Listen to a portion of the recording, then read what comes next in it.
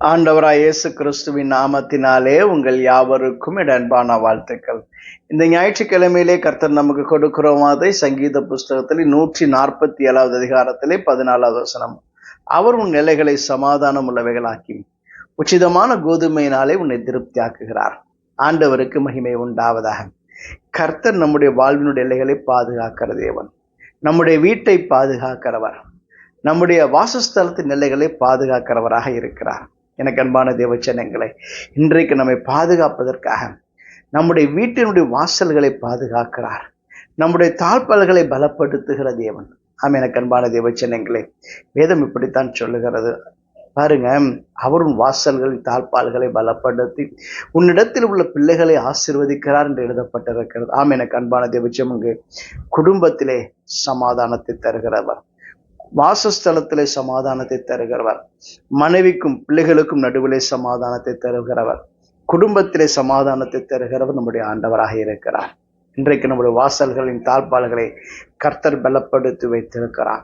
சத்துரு உள்ளே நுழைய முடியாதபடிக்கு நம்முடைய வாசல்களை பலப்படுத்தி வைத்திருக்கிறார். தாழ்பால்களை பலப்படுத்தி வைத்திருக்கிறார். சத்துரு உட்புகுதலோ குடியோடி போகுதலோ இராது. எங்களுடைய வீதிகளிலே கூக்குரலும் உண்டாகாது என்று சொல்லி சங்கீதக்காரன் சொல்லுகிறார். ஆமாம், எனக்கு அன்பான தேவச்சனங்களே, சத்துரு உள்ளே பிரவேசியாதபடிக்கு நம்முடைய வாசல்களின் தாழ்பாலைகளை கர்த்தர் பலப்படுத்தி பாதுகாக்கிற ஆண்டவர். சங்கீதக்காரன் இப்படி சொல்லுகிறத நம்ம வாசிக்க முடியும். 127வது சங்கீதத்திலே, கர்த்தர் நகரத்தை காவாராக காவலாளர் விழித்திருக்கிறது விருதா என்று வாசிக்க முடியும். ஆமாம், எனக்கு அன்பானவர்களே, காவலாளர்கள் விழித்திருந்தா கூட கர்த்தர் தான் நமக்கு பாதுகாப்பாக இருக்கிறார். சில இடத்துல செக்யூரிட்டிஸ் போட்டிருப்பாங்க. சில இடங்களிலே அவங்க தான் என்ன பண்ணுவாங்க தெரியுமா, ராத்திரி முழுவதும் விழித்திருந்து பார்த்தீங்கன்னா விசில் ஊதிட்டே இருப்பாங்க. நைட்டு ஃபுல்லாக சத்தம் கேட்டுக்கிட்டே இருக்கும். அவர் விழித்திருந்து அந்த இடத்தை பாதுகாக்கும்படி நடந்து கொண்டிருப்பார்கள், விழித்திருந்து பாதுகாப்பார்கள். ஆனால் ஆண்டவராகிய கர்த்தர் தான் நமக்கு பாதுகாப்பாக இருக்கிறார். அதனால தான் சங்கீதக்காரன் சொல்கிற பொழுது, அவர் உறங்குகிறதும் இல்லை தூங்குகிறதும் இல்லை என்று எழுதப்பட்டிருக்கிறது. ஆம், இஸ்ரவேலின் தேவனாக கர்த்தர் உறங்குவதும் இல்லை தூங்குகிறதும் இல்லை.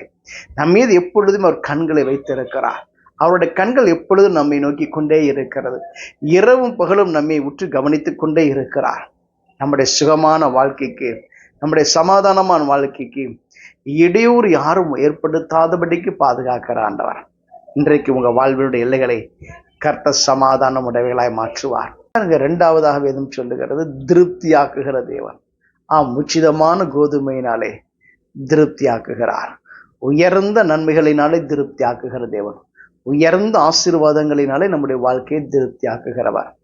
வேதத்தில் வாசிக்கிற போது வேதம் எப்படி சொல்லுகிறது, என் ஜனங்கள் நான் அளிக்கும் நன்மையினால் திருப்தியாவார்கள் என்று எழுதப்பட்டிருக்கிறது. ஆம், எனக்கு அன்பான தேவ ஜனங்களே, கர்த்தர் தம்மை தேடுகிற ஜனங்களுக்கு என்று சொல்லி ஒரு விசேஷித்த ஆசீர்வாதத்தை வைத்திருக்கிறார், விசேஷித்த நன்மைகளை வைத்திருக்கிறார். அதுதான் வேதம் சொல்லுகிறது, என் ஜனங்கள் நான் அளிக்கும் நன்மையினால் திருப்தி ஆவார்கள் என்று சொல்லி. ஆண்டவர் கொடுக்கிற நன்மைகள் நம்முடைய வாழ்க்கையிலே திருப்தியை கொண்டு வரும், மன நிறைவை கொண்டு வரும், மன சமாதானத்தை கொண்டு வரும், மன மகிழ்ச்சியை கொண்டு வரும். கர்த்தர் அப்படிப்பட்ட ஆசீர்வாதங்களை உங்களுக்கு தருவாராக.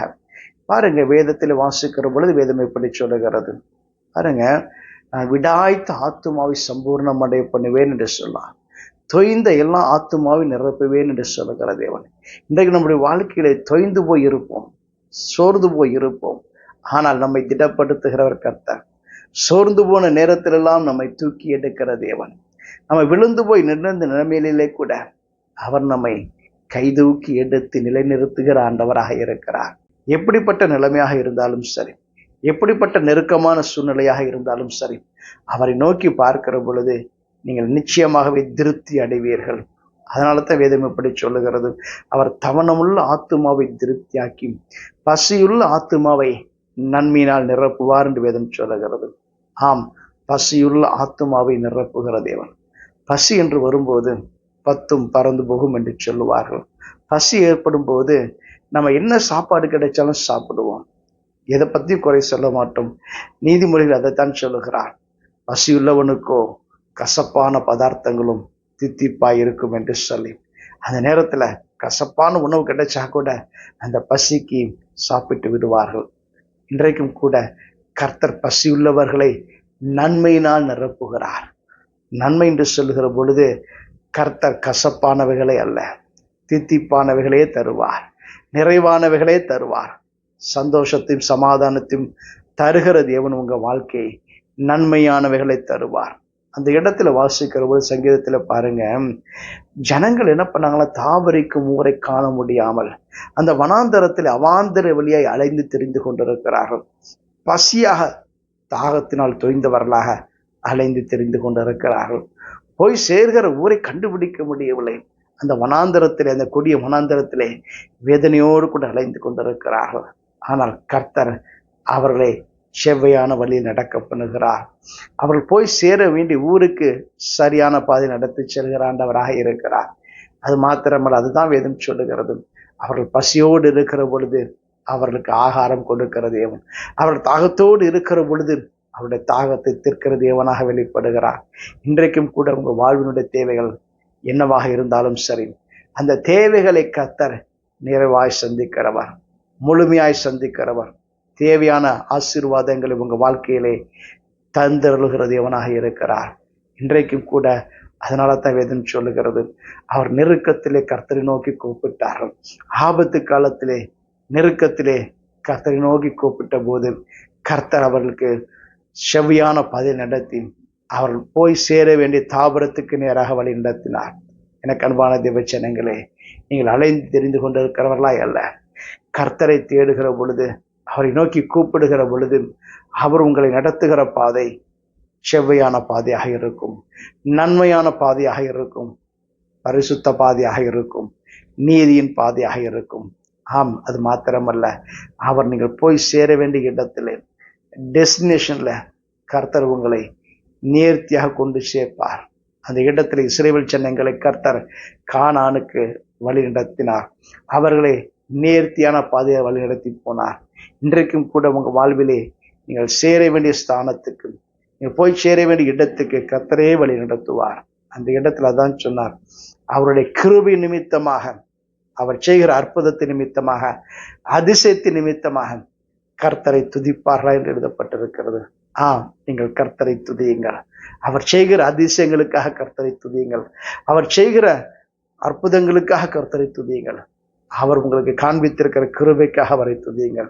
தேவன் தாமே இப்படிப்பட்ட சகல விதமான நன்மையினாலும் உங்க வாயை நிரப்புவாராக. நாம் ஜெபம் செய்வோம். எங்களை அதிகமாய் நேசிக்க நல்ல ஆண்டவரே, இன்றைக்கும் ஆண்டவரை நோக்கி பார்க்கிற பிள்ளைகளுடைய வாயை நன்மையினால் நிரப்பும்படி நான் ஜெபிக்கிறேன். தேவையான நன்மைகளை அருளி செய்யும்படி நான் ஜெபிக்கிறேன். அவருடைய எல்லைகளை கர்த்த சமாதான உடைவுகளாய் மாற்றும்படியாய், வீட்டின் நிலைகளை சமாதான உடைவுகளாய் மாற்றும்படி நான் ஜெபிக்கிறேன். தேவ பிரசனமும் தேவ மகிமையும் குடும்பத்தை ஆளுமை செய்யும்படி நான் ஜெபிக்கிறேன். இயேசுவின் ஜெபம் கேளுங்கள் பிதாவே. ஆமென். God bless you.